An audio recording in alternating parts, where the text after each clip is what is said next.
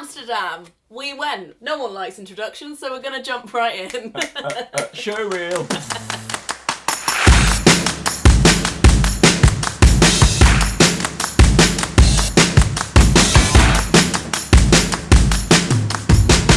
Here we go. We thought we'd go through some of the things that we loved and some of the things that we thought, We went to Begijnhof, which is the Spinster Village. Oh, that, yeah. And it was just something we popped into. It's like this beautiful little quiet, secluded square in the middle of Amsterdam, where all of these old, very devoted Catholic women used to live because they kind of weren't allowed to practice Catholicism openly. There's a beautiful chapel there, and it's really quiet, and it's just a nice place to pop into. It's got lots of little historical facts and stuff in it. I really liked it. It's great for pictures, but there are a limited amount of pictures, so what you'll probably find is you'll be like, I've got some good pictures, but I think probably most people that have visited here today also have this great picture. We went on a cycle ride. So we rented two bikes, and we were like, hey, there's this little cute cycle route just outside of Amsterdam. The app kind of took us on this route that didn't sort of exist. After about an hour, we finally found the right route, by which point Lena was crying. Beyond exhaustion, and we cut the route off halfway. We were like, okay, well, we can cut off this top bit if we go over here, and then halfway through that we cut that bit off again. Lena couldn't deal. If one is an apt cyclist, she'll be there in 35 minutes. Once you get out into the countryside, it's beautiful. They've got really long canals that people are living on, really small villages, not that many kind of other tourists around, really flat landscapes and farms, and it was bloody beautiful. There's one sort of like suburban kind of village that was really picturesque, like storybook-like, and we were like, what the You feel like you've walked into a storybook. My ass has not recovered, but it was a good day, regardless. Also, cycling in Amsterdam, I think... Jesus, they're not fucking around. It was great, but also it was pretty intense, and it's very easy to sort of get overwhelmed and confused with all these roads that are going around everywhere, but also fun if you like a nice bit of an adrenaline rush.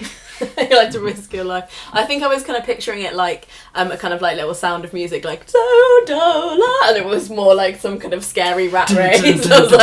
We also went to Ghetto Burger on the recommendation of our housemate Rowan. That was lovely. It's ran by this gay couple, and it's this beautiful gay bar that has some beautiful cats in it. Had a nice white cat. I was going to say, I thought you were just going to talk about the food. Sorry, and I was like, it's very there important, was the cats. Cat. Hello. That was the best bit. There were cats everywhere in Amsterdam. It should be called... Yeah, every shop had a cat. No, okay. So we went to the Van Gogh, as we say in Coventry, but I think it's Van Gogh. Is it Van Gogh? Who can say? That geezer that did all them paintings. I thought it was interesting to have both of our perspectives on most of these experiences, because I think we found them a little bit different. So for you... I loved it. I thought it was really, really good. I also thought that there were a surprisingly small amount of Van Gogh paintings for the Van Gogh Museum. Loads of his really big ones were not there. They're like, we've got the sunflower one, yeah. Let's just put that like in the centre. Like, and you'd go around the exhibitions and realise that half the paintings aren't by him, and they're just by people who may have met him or touched him or looked at the same mountain as him in that period. And like, it was relevant, but it was just a huge space that they... It's like an album with lots of filler. And also they didn't let us film in there, so I've got no footage of it. It was really good seeing like the original works and the brush strokes and being like, oh my god, he actually did that, you know, because it's like the original canvas painting. What I did like about it was that it wasn't as, like, say if you go to the Louvre and you try and see the Mona Lisa, it's behind a huge screen and there's so many people looking at it, and it's just a nightmare. Glass. Yeah, and it's just like a sea of camera phones, and vaguely in the distance you see the forehead of Mona Lisa. So it was really accessible, and you could go right up to the paintings, and that was good. Next thing. The next place was the Resistance Museum, or Wertzend. So me and Craig were very in two minds about going to see Anne Frank's house, because something that really works me up is like misery tourism, and also like the kind of element of the gift shop, and it just made me feel weird. And because I've done a lot of like modules and research on like the Holocaust, you know, I've been to concentration camps, I feel like I've experienced that, and I wasn't sure if I wanted to do it in that context. And we considered it, and we went there, and we were like, oh, it's Anne Frank's house, and then we saw lots of other tourists outside going... Yeah, literally beside the black no, too we made angry. A horrific mistake coming here. But a great suggestion I got from a friend as an alternative was the Resistance Museum. It's a kind of really small walk-through museum about how the occupation came around and the people who chose to fight against the Nazis or cooperate. And I thought it was bloody brilliant. Like, I was really moved by it. I thought it was really well curated. There was enough like information so that if you didn't know that much about the occupation, you could like still get it. What I found fascinating about that exhibition and about a lot of sort of the historical things that we went to was how unproud the Dutch are. Like they're just like, we're us, whatever. Like, but we don't have to prove anything to you. But I think like growing up in the UK, it's everyone's very much like, we are British, the Queen, and everyone's like so proud. And in all of these exhibitions, they were like, well, the Second World War happened and we just kind of figured it would sort itself out. And then they invaded us, so we were fucking had to be involved. Yeah, they're very matter of fact about it, weren't they? But there were loads of like great stories of like a woman who was captured by the Nazis and given socks to darn, so accidentally like sewed them shut. Accidentally. And kind of women saving children from nurseries and kind of jumping on the back of trams, and all the other Dutch people seeing that happening and just kind of chuckling and not telling them, giving them into the authorities. And there was a very like, it gave you a good idea of like the Dutch attitude at that time as well. And it was really fair. It was like, when you're under occupation, there's 3 options. It's like resist, cooperate, or adapt, and just kind of being really sympathetic to all of those choices and views. And I thought I would be like really bored with it. It wasn't one of the things that I wanted to do. And like exhibitions that were just like information on a wall, I'm usually like, but it was actually like really entertaining, and I was like, enjoyed it. Surprised. It was really good. And also it's weird to see some of the monuments that we were staying near, like under occupation. Yeah. So, yeah. Sick. That was definitely my favourite thing, I think. Mm-hmm. Apart from the cheese company. Oh, damn. Oh, damn.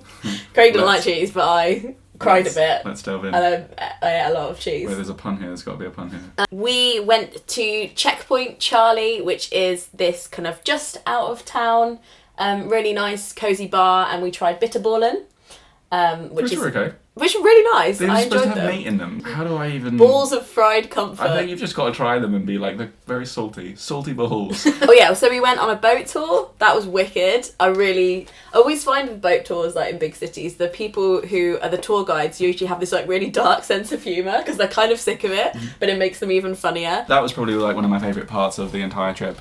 The boat trip, because it was so like relaxing, and it took like, I don't know, an hour and a half, but it was just like, yeah, and you see I'm being so much. educated, seeing so much, and chilling. Yeah, and you also get a really good like feel for how the whole city's like set out and stuff. So once we'd gone on the boat tour, when we were trying to find our way, we were like, oh, we've come this way, we know this goes this way. And weak point, flower market. Lots of people like built up the flower market to us, and I guess I was like picturing it to be like Columbia Road flower market or something, and there was just key rings and fridge magnets, and it was a bit sad. There was like one with actual flowers on. Yeah, that's something I wouldn't necessarily recommend if people recommend it to you. We were a bit like, what is this? Unless you fucking love wooden flowers and seeds, because that's all they sold. That's literally it. I love the bookshops. There were, even the ones that weren't English speaking, you can go around and they're just beautiful places to be. One that had a tree the whole way through it, I think that was the American bookstore actually.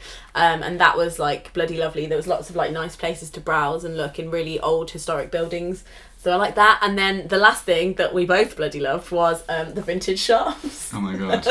If you want vintage clothes, go to Amsterdam. Unexpected peak of the trip was the amount of vintage shops and how affordable they are. Craig's about to give you a fashion show. How can you... I mean, I definitely spent more than I was intending to spend, but I was also like, dear Lord, have mercy. They're a lot cheaper than they are in the UK, and they were just everyone was really friendly there, and they had like all of these like really amazing clothes. So yeah, they're the things we did in Amsterdam. We stayed in a really beautiful Airbnb on one of the canals really near the centre, which was bloody lovely. And I really enjoyed it.